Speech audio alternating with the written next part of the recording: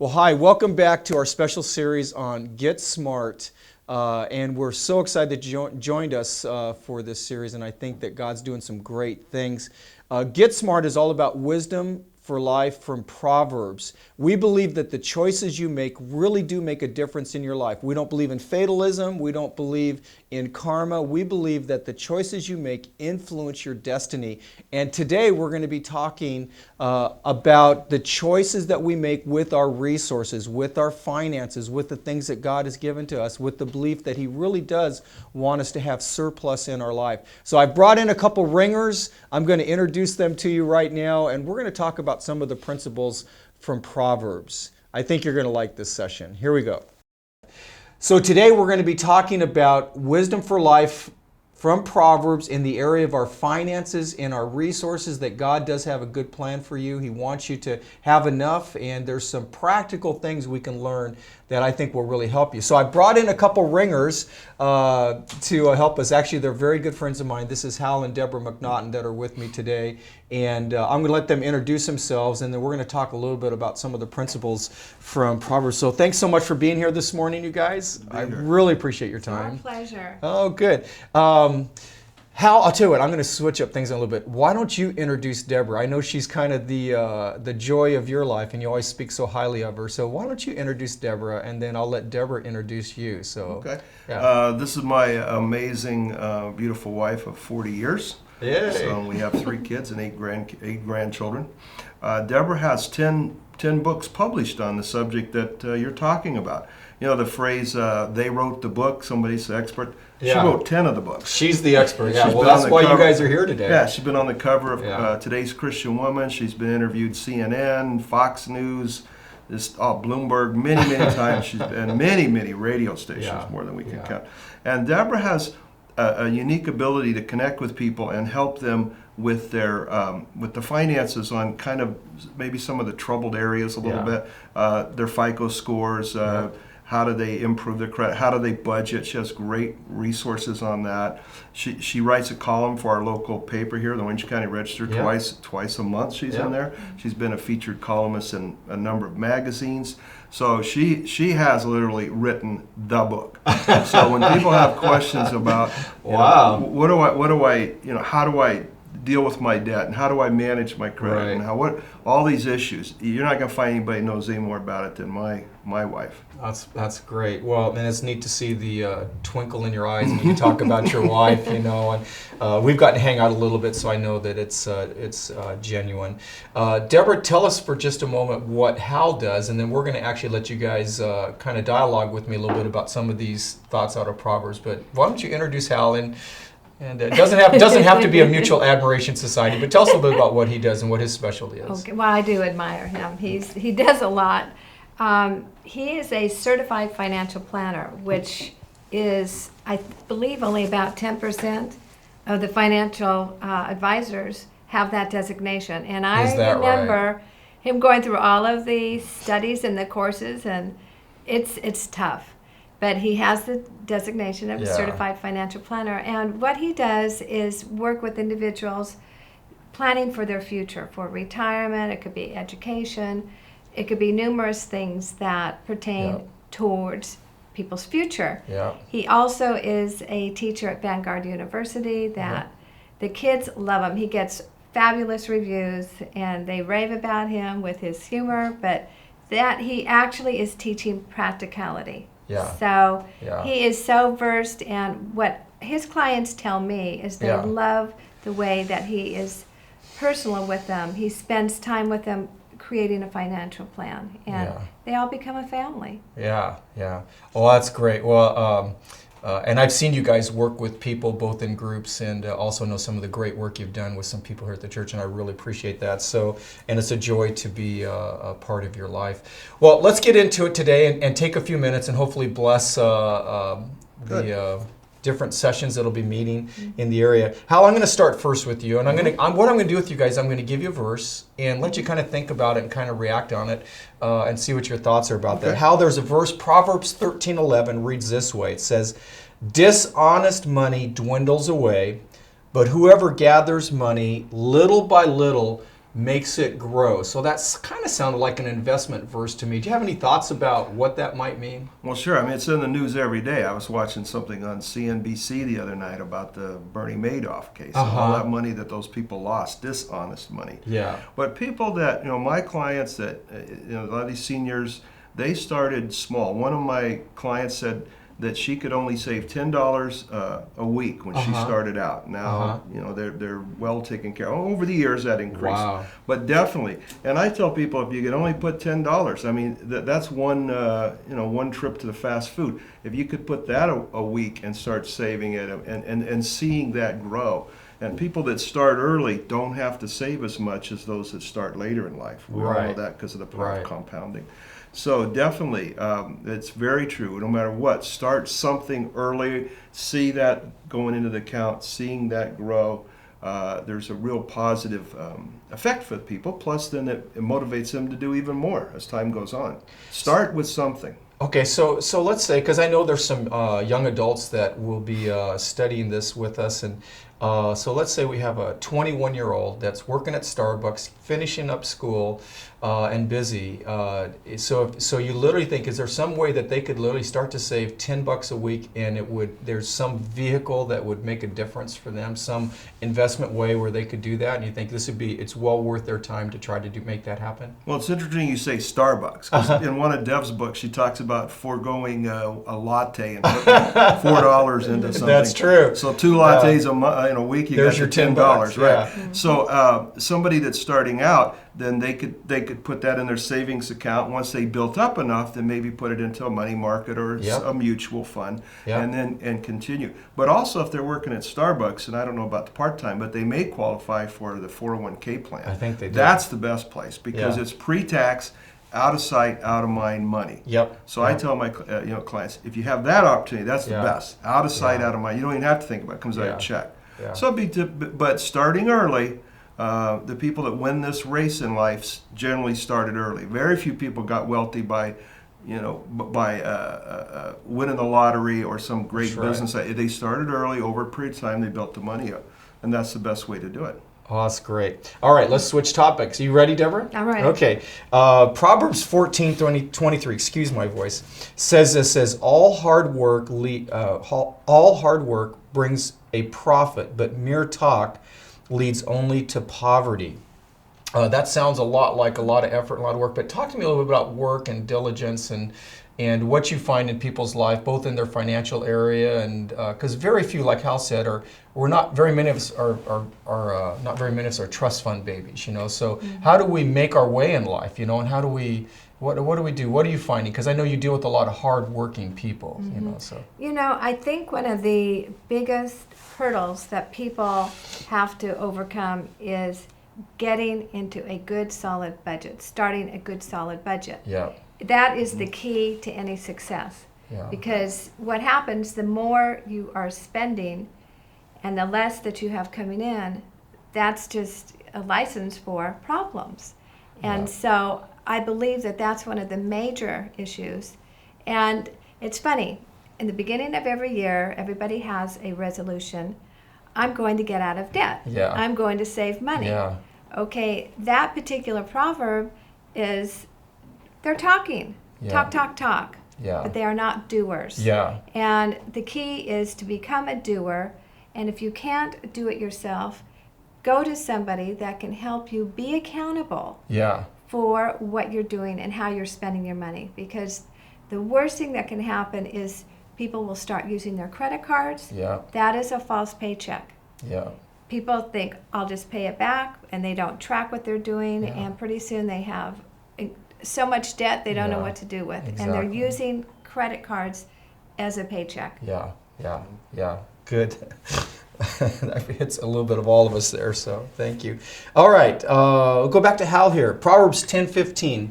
The wealth of the rich is their fortified city, but poverty is the ruin of the poor. Now, I don't know if that catches you a little bit off guard, but it says something about money and about how the world operates. Do you have any thoughts about that proverb? Absolutely. The definition of being wealthy or being rich is really individual. That may be multiplied millions to one person, it may be a comfortable retirement to another. Right. So fill in the blank on what, and this is what I tell my clients, fill in the blank, your definition of wealthy, how much is that or whatever. Because that's really individual. That's a really individual issue. And I don't, and you've heard me say this a lot of times, we don't believe that money is everything in life. No. Right. But we believe there's three important things. The three most important things in life are my faith, my family, and you could fill that blank in. It's my wife and kids, and it also could be extended family or relationships if you're single. But whatever that is, personal. And then the third's our health. Well, if I don't have my finances in order, I can't give to the causes I believe in, to our church, the cause, or to Vanguard University where I'm from, or all these issues. If I don't have money, I can't do that. And number one cause of divorce is not infidelity; it's finances. Number one cause of divorce splits a family up. So, and in health, we don't have to talk much about that because we all have examples of where stress. And it could be caused by money, affects our health, right? There's so many issues that are stress related, and a big cause of that is finances. So money isn't everything, never, ever do I say that. But if it isn't in order, the other three issues in my life don't work as well. Yeah, exactly. And I think that's what the Proverbs is teaching, is that you can't just ignore money and say it's not. It is important. How we handle it, how we deal with it is so critical. Well, I know one of your favorite topics is debt and the problems that it creates for us when we make the choices that lead us down that road. Proverbs 22:7, I'm sure you're familiar with, Deborah, but it says, the rich rule over the poor, and then it says, the borrower is servant to the lender. Talk to us a little bit about debt for just a moment, and what's your thoughts? Well, there's good debt and bad debt. And what's interesting to me, Pastor Bob, is that there are over 2,000 scriptures in the Bible pertaining to money. Wow. Warnings about money. I mean, it's so obviously in biblical days, it was a concern. But people that are racking up their different credit cards and using those for the luxuries, not for emergencies. Emergencies come up. You need to use your credit cards, but you have to have a plan on how you're going to pay it off. The good type of debt that you could incur would be a mortgage. When the market is good and there is an asset with your home, most people can't pay cash for it. And so your home, when things are in a good economy, is building equity. So you're making money off of that debt that you've incurred. So that's a good debt. That's a good debt. Student loans may be a good debt. Maybe, huh? They may be, depending on how they end up paying it off. But what happens with the young people, or even an older adult that wants to go back to school, a student loan is helping them for their future. And the idea is to be able to make more money in the future because of your education. So that may not be bad debt if you do it right. And the key is to pay it back. But with warnings in the Bible, talking about not being a slave, to the creditor, basically is what you become. It is scriptural, but so many people, it has been made too easy to get credit cards. And that is the biggest vice I think that we have to overcome, is to learn to say no. Okay, got it. Thank you so much. Let me give another one to Hal here. Hal, there's Proverbs 13:22. Says, a good man, you're a good man, leaves an inheritance for his children's children. I think the idea with our resources is that we need to think beyond our own lifetime, and the idea that we can prepare our families to be in better condition than maybe we came in. I know my dad left us in better condition than where he was at, and his dad left him in better shape. So that's kind of my goal. What are your thoughts about planning for a future like that, and what's your advice for people to say, really planning for a legacy with their resources? Well, my family history is the same as what you just said. My grandfather came out here in the Dust Bowl penniless. My father had very little education and was a successful businessman and launched all the five of us, my siblings and me. Same story. It's interesting about that. What is the inheritance? Well, obviously, that says children's children, which would be grandchildren. That's right. Yeah. So, it's true. I think that applies too to things like help and saving for their college. Yeah. I see clients I have clients that set up accounts to do that, help save for their grandkids' college. Yeah. I also That's think a great idea. that just having something left when I die, I don't. That we're going to be able to pass on to the next generation and help them get launched, which is what we have done. We have a trust, a living trust, and it spells out we have a certain set aside for the grandkids in our trust. So that helps them kind of get launched in life. And also, the whole idea of the legacy. And I'm not saying, like you said earlier, trust fund baby, nothing like that. But something to help them get started. And I think it's a great satisfaction to know you can help the next generation. You can leave a legacy. One of our sons-in-law, his grandmother set aside some money for him for his college, and he was able to use that for his tuition. It's a wonderful thing. Isn't that great? That's fantastic. Well, that's important, and I think when we look at our resources, we're not just eating all the seed we have; that we're investing it. We're preparing for the future, and that's certainly a smart way to be. Here's an interesting verse, Deborah, I think you might have a thought on. It says, "A man lacking judgment strikes hand in a pledge and puts up security for his neighbor." What are your thoughts about that? You may have to explain it, but what are your thoughts? Well, it's interesting, that verse, and there are other verses pertaining to striking hands to secure. My interpretation is co-signing. Co-signing, right. Because I'll tell you, I have more people that will come to me with a bad credit report to try to help unravel that co-signed for a family member or a friend. Is that right? It's amazing. It's a warning. It's in the Bible. It says don't do it. Yeah. And it's really frustrating because a person that co-signs normally does not see a statement that comes in. Yep. So the person that they co-signed for is responsible for making those payments. Yes. As soon as that payment is late, it not only is on their credit report, but it also goes onto the co-signer's credit report. And most so your credit could be going down the tube, and you may not even know it. And you may not know it. Wow. Now, if you feel you need to co-sign for somebody, make sure you have an arrangement with them that they get a copy of the statement every month.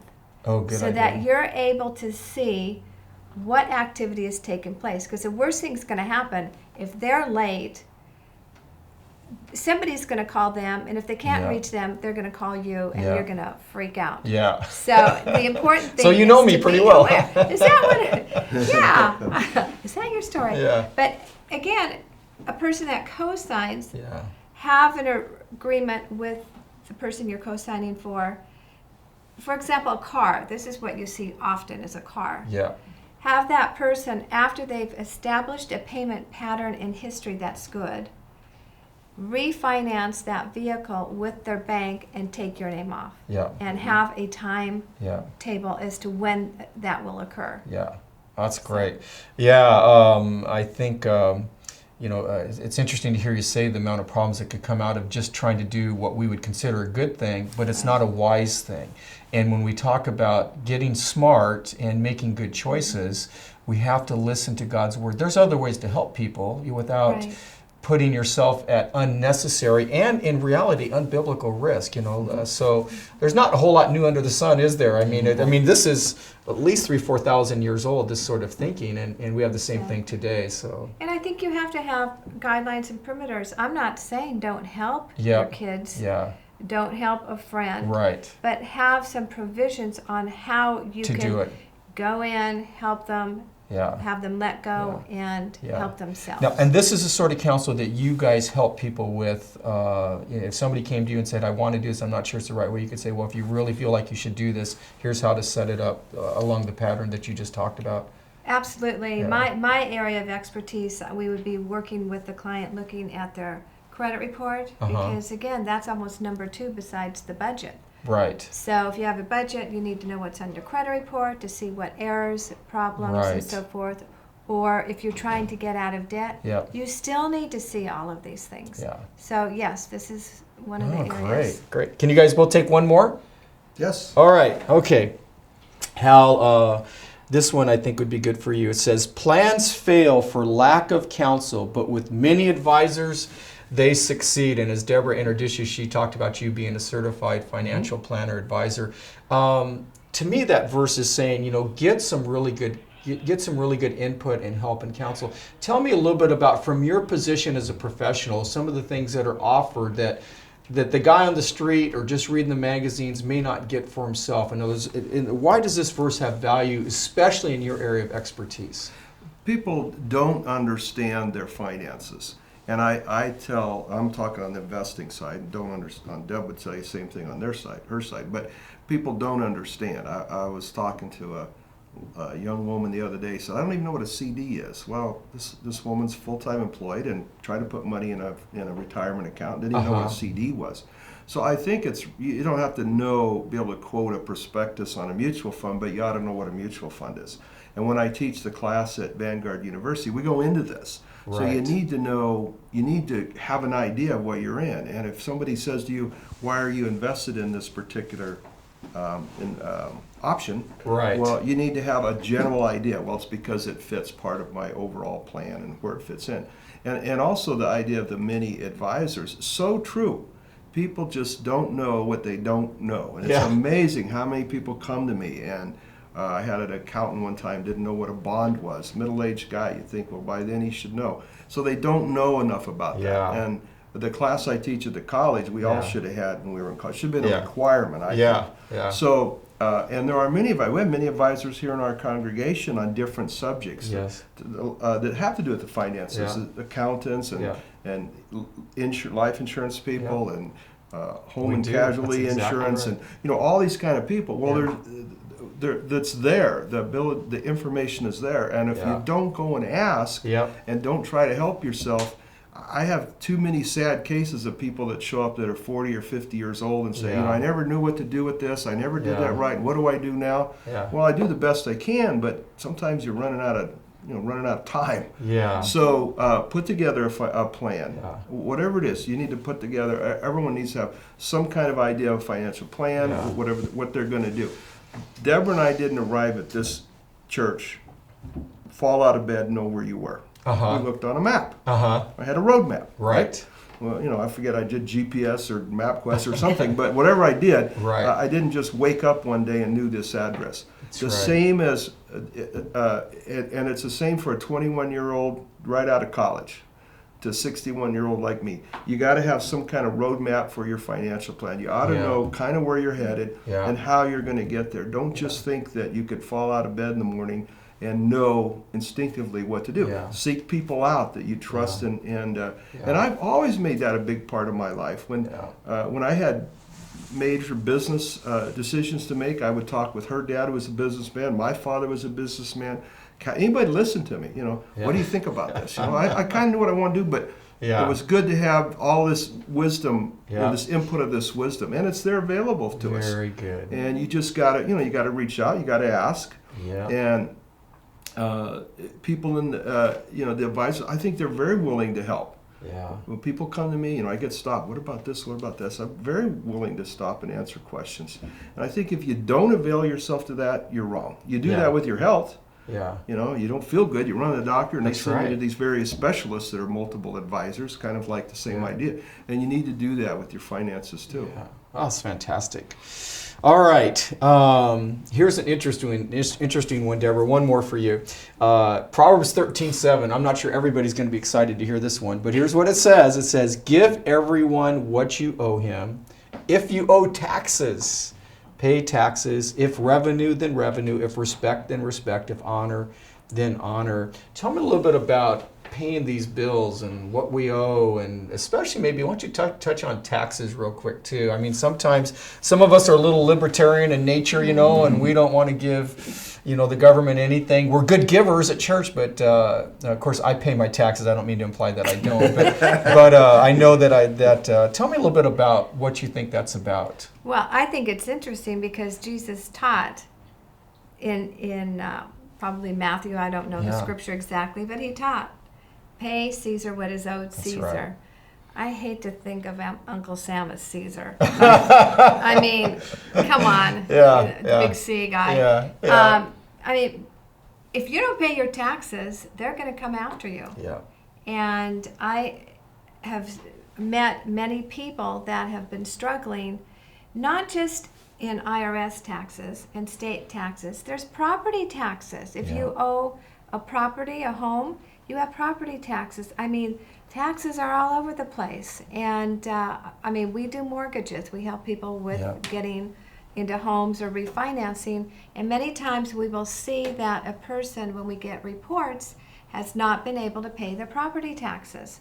So we have to, in order to get them into another loan, they have to be paid, or it could be paid through a loan. Right. So basically, again, Scripture is warning us that there could be consequences if we don't pay our creditors, the tax people, and so forth. So not everybody is in a position when the economy is bad and there is so much unemployment.